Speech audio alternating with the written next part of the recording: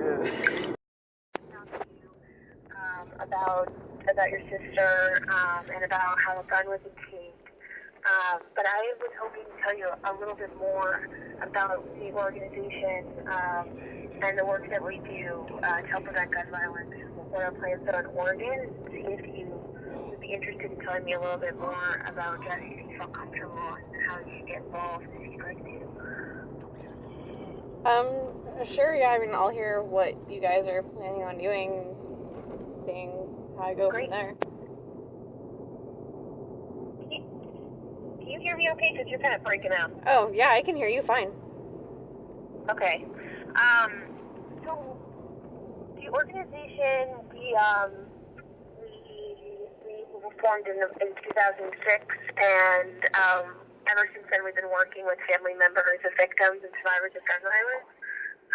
And we basically do everything that we can to elevate the stories of individuals who've been personally affected by gun violence so that more Americans can understand why we need to strengthen our gun laws.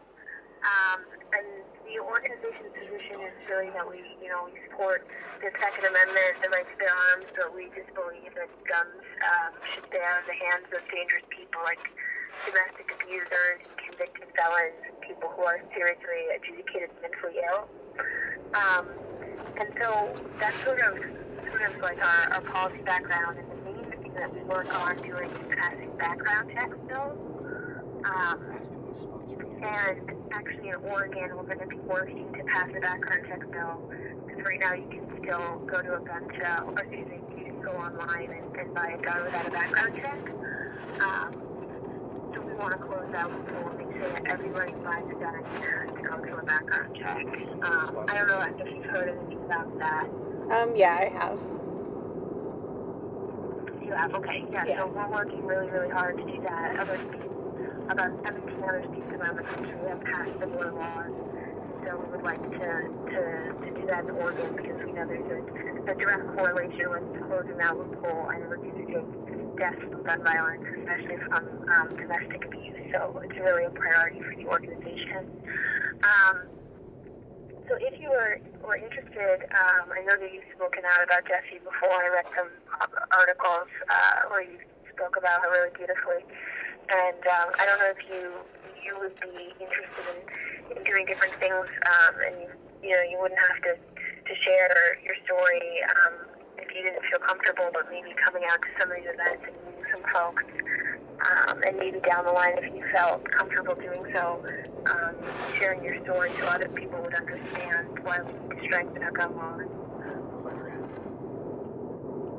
Who's sponsoring all the background checks that you guys are doing this year? Sorry, say that again? So who's sponsoring the background checks that you guys are pushing this year? When? No, who? Who? Yeah. Who sponsors the bill? Yeah. Hold on one second. That's not my real house. I'm going to ask my colleague. My camera's recording.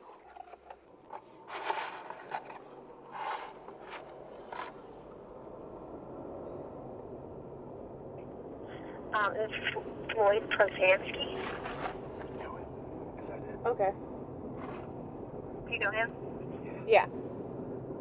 Okay, yeah, he's the sponsor of the bill, and I can connect you with someone on the legislative team if you want to know more about the progress of the bill and the sponsors and that type of thing. I'll give you any information you'd like about the bill itself. Do you have more questions about the bill or anything that I can answer for you? Not really.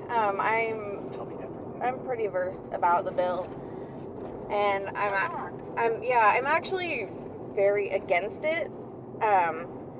I'm very pro-gun, as is Jessie, so I would really hope that you guys don't use her story for anything.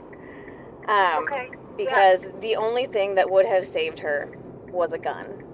Because Josh was in the position multiple times where he almost killed her without one, and gun laws and background checks are not going to stop people from getting guns.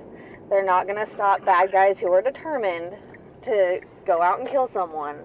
It's not going to stop them because they're obviously not following the law already. So all it's going to do is hinder law-abiding citizens. That, like, it would make me a felon. I have a gun that it was a gift, and I didn't go through a background check to get it. I'm not going to go shoot up anybody. And it would hinder people like me that are law-abiding citizens.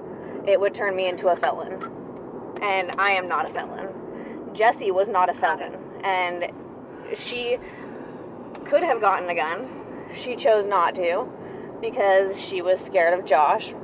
It obviously didn't do any good because he is a felon. He doesn't follow the laws.